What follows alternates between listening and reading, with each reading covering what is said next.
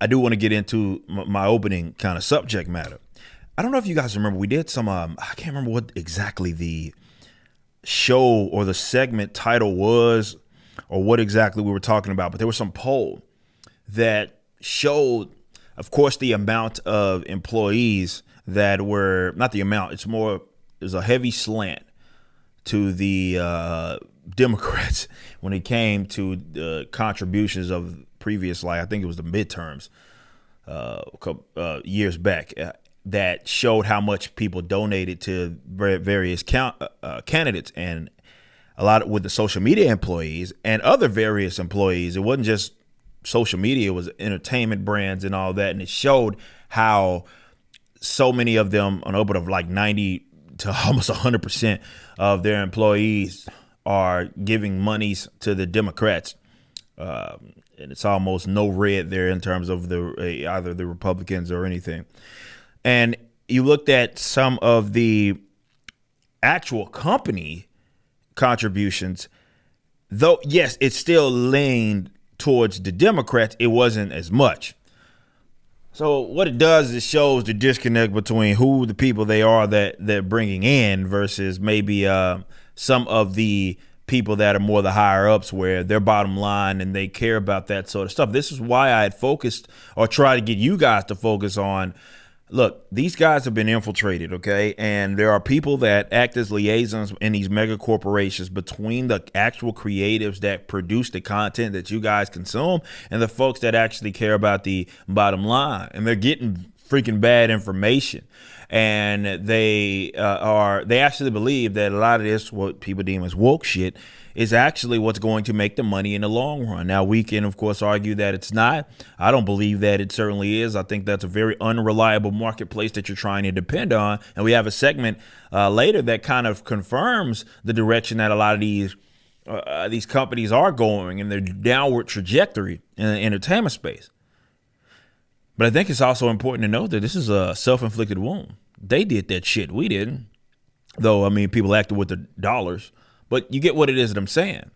You guys hired a bunch of weirdos. A lot of them have neon colored hair. A lot of them have spent a lot of time in collegiate, let's say, education institutions that are advanced indoctrination camps, essentially. And they've come out thinking the way that it is that they think. And these are the people that these various brands from Disney on up and down have hired to be a part of their companies. Hell, I was looking at the other day.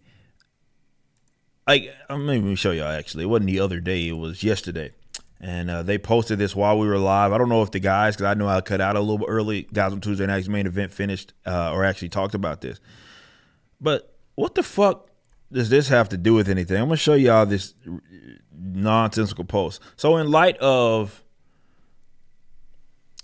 what's going on with this, the Supreme Court leak, Bungie, of all fucking people, posts this, and it says, standing up for reproductive choice and liberty. You guys don't stand up for liberty. It's not a difficult decision to make, and Bungie remains dedicated to upholding these values. Remember, Bungie is one of the companies that really went all in on kind of this social justice stuff. And they hired these various forms. They made all these promises and hired these fake jobs and all of this. These people that have these fake jobs to facilitate diversity and all of this. These are the people that they are hiring, right? That works for these companies, period. So of course the work is going to be reflective of these ideas that, look, I get it. Those are your ideas, and you're certainly welcome to have them, as fucking retarded as they might be. But the reality is that often these people produce a product that, of course, did not get into success, in a position of success by simply catering to, let's say, social justice leftists. We know that's a fact.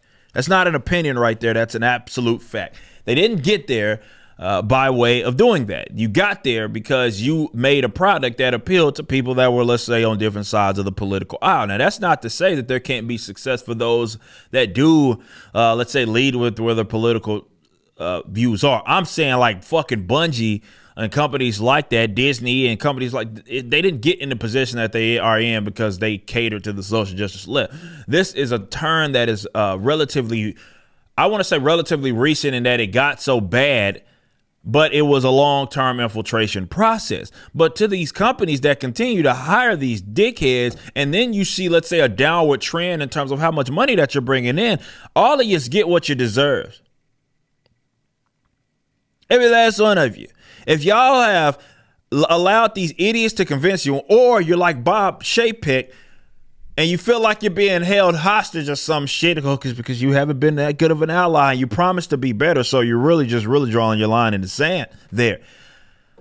If that means economic consequences for you and your company and even your shareholders, to be fair, though, I know that they're going to be calling for y'all's heads soon enough. Y'all get what you deserve. You do.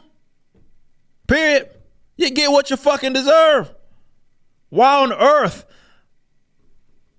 are y'all hiring these weirdos, giving them fake jobs, giving them perceived legitimacy within various areas of your company? Folks are hiring folks for diversity, inclusion, and equity, DIE programs and departments that you're getting. These are fake jobs. These jobs are not actually having a market demand.